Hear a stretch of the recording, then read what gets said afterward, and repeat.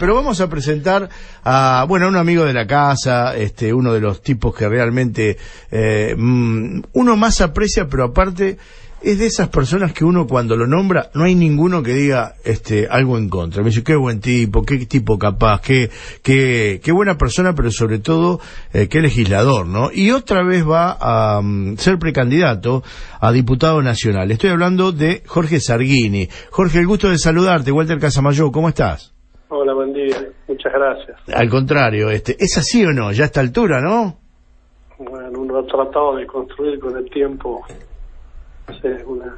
por lo menos a través del trabajo y de los gestos, un lugar en la política y bueno, ser reconocido con palabras como la tuya me genera mucha gratitud. Y sobre todo como persona, Jorge, porque la política va y viene, obviamente, uno ocupa lugares, pero es importante cuando se valora la persona, ¿no?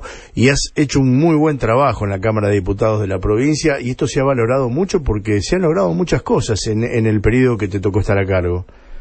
Bueno, sí, hemos tratado de tener una conducta racional, republicana. Nuestra candidata a gobernadora no era María Eugenia Vidal, pero es la que el pueblo eligió y nos tocó un lugar de responsabilidad y entendimos que había que acompañar aquellas medidas que la gobernadora entendía que eran de su necesidad para empezar a resolver los inmensos problemas que había heredado, y allí tuvimos una actitud muy constructiva, siempre marcando límites, siempre buscando los consensos, porque, bueno, había que discutir temas que necesitaban mayorías, y en algunos casos mayorías calificadas, como el tema del endeudamiento. Se votaron leyes de emergencia, y, bueno, entendíamos que había que, poniendo nuestra propia impronta, buscando los acuerdos y poniendo los límites que entendíamos necesarios, también entendíamos que había que darle al gobierno los instrumentos que ese gobierno elegido por el pueblo entendía, aunque algunos de ellos no coincidíamos, inclusive en que iban a tener el resultado que el propio gobierno esperaba, pero a los que el gobierno necesitaba, y así actuamos.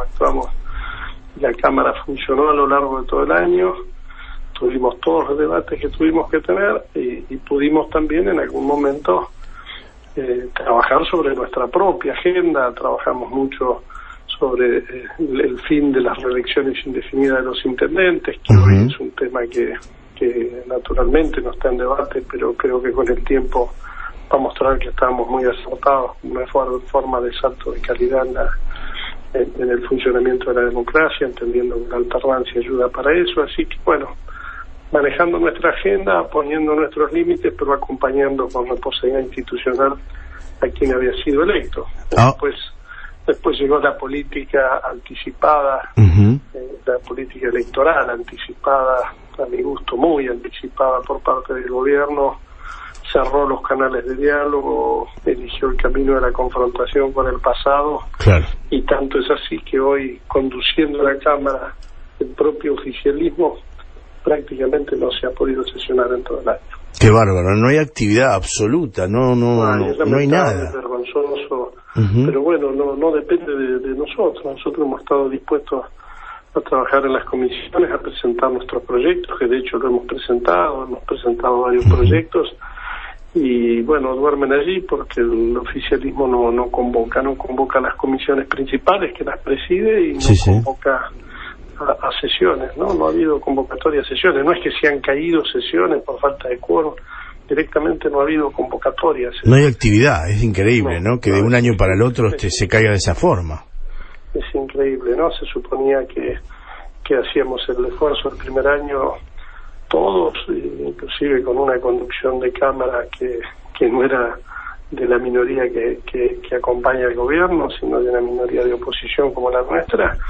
Se suponía que, bueno, el segundo año, conduciendo la Cámara, el propio oficialismo, íbamos a tener una etapa que por lo menos tuviera la misma dinámica que había tenido el año anterior, entendiendo que ya, por ejemplo, bueno, esta semana ya con el ritmo electoral acelerado podía decaer la actividad, pero no hay ninguna explicación para que eso haya sucedido a lo largo de todo el año, ¿no? Totalmente. Te lleva a un punto de actualidad, a un tema que indudablemente por estas horas es el tema del día, que tiene que ver con que han resolvieron que Carlos Menem no podrá participar finalmente de las PASO, por lo menos en esta instancia.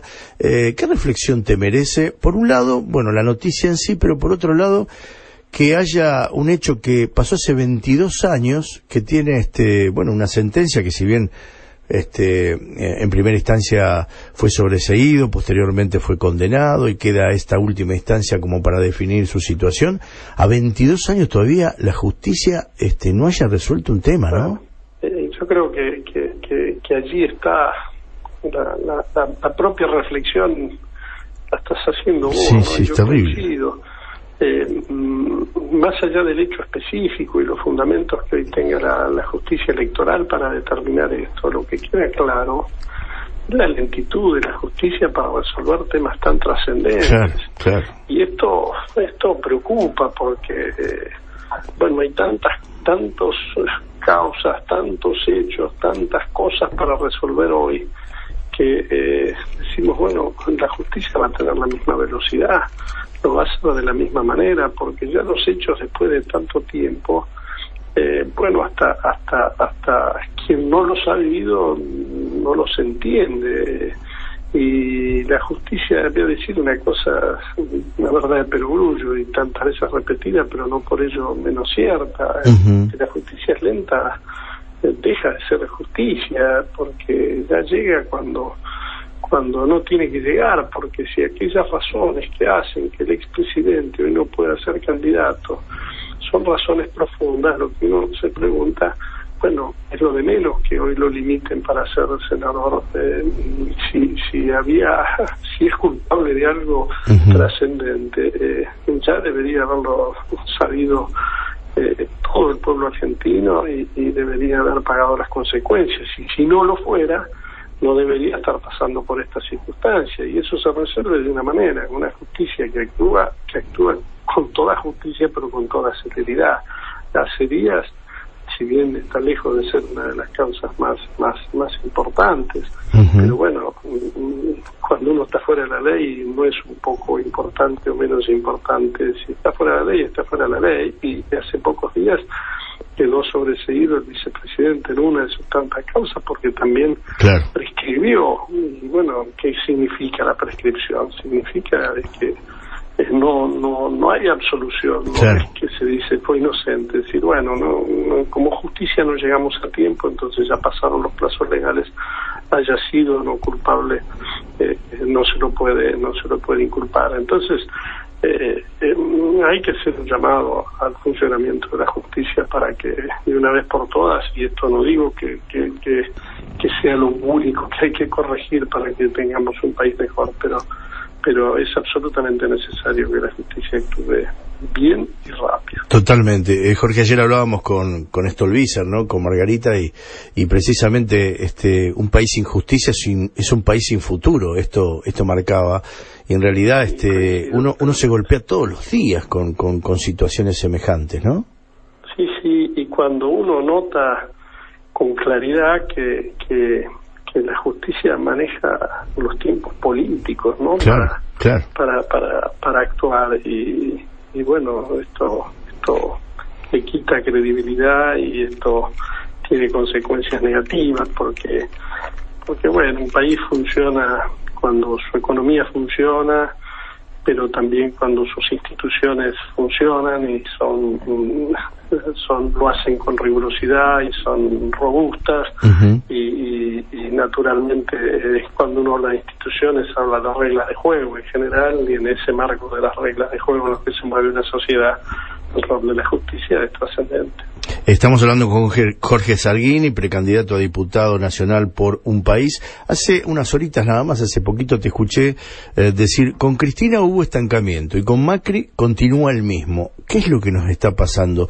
¿Vamos a seguir en esta situación cada vez más complicada? Porque, vos no te das una idea, Jorge, obviamente, transitas las calles de la ciudad, de la provincia, vas por los distintos lugares, pero digo, hoy, sin ir más lejos, y ayer, llegaron una lluvia de mensajes de la gente en donde, bueno, hoy es el gas, anteriormente era la luz y anteriormente era el agua. Digo, la gente está agobiada. Sí, bueno, Sí, el gobierno, durante todo el periodo final del gobierno de Cristina Fernández hubo estancamiento con alta inflación, y el año y medio, un poquito más de año y medio que ya lleva este gobierno, continúa de la misma manera. Estancamiento de la economía, más allá de que puedan mostrar algún brote verde en un área específica, pero la economía en su conjunto, como un todo, sigue estancada y la inflación sigue alta, y este gobierno equivocó el diagnóstico de inicio.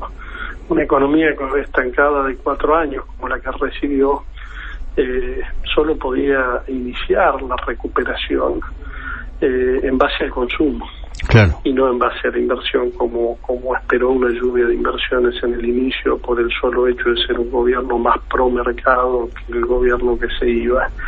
Y ese es un error de diagnóstico, y sigue apostando a las inversiones, y una economía estancada tanto tiempo empieza a mover por el consumo. Las inversiones empiezan a ser necesarias cuando hay que ampliar la capacidad de oferta, pero hoy lo que no hay es demanda, y demanda es consumo, básicamente, claro. Y consumo es empleo, es salario, y es ingresos, y cuando se intenta empezar a acomodar las cosas por todas aquellas medidas que podían estar fuera de lugar, pero que atacan y atentan contra el consumo, lo que hace es profundizarse el estancamiento, y es lo que ha pasado, porque bueno, naturalmente las tarifas golpean duro el bolsillo de los consumidores y golpean duro sobre el pequeño y mediano empresario, y cuando uno quiere reactivar la economía tiene que, por el lado de la demanda, mirar el consumo, y por el lado de la oferta mirar a las pymes. Claro. Y este gobierno no ha mirado hacia allí. Cuando ha mirado desde el lado de la oferta a las grandes inversiones que no han llegado por otro lado, y bueno, ese error de diagnóstico ha hecho que sigamos como estamos. O sea que yo espero que pasado el tiempo electoral el gobierno entienda y cambie el diagnóstico, y además tenga la grandeza de entender que es un gobierno de minorías, que todavía más allá de esta, que es una elección legislativa, tiene más de 2 años por delante de gobierno en la provincia, en la nación, y que para eso hay que buscar consenso, sentarse a discutir con las otras fuerzas políticas, no encerrarse en sí mismo, y encontrar el diagnóstico adecuado para las tantas soluciones que la sociedad está esperando en materia económica, en materia de seguridad. Nosotros hemos tenido propuestas en cada una de estas áreas.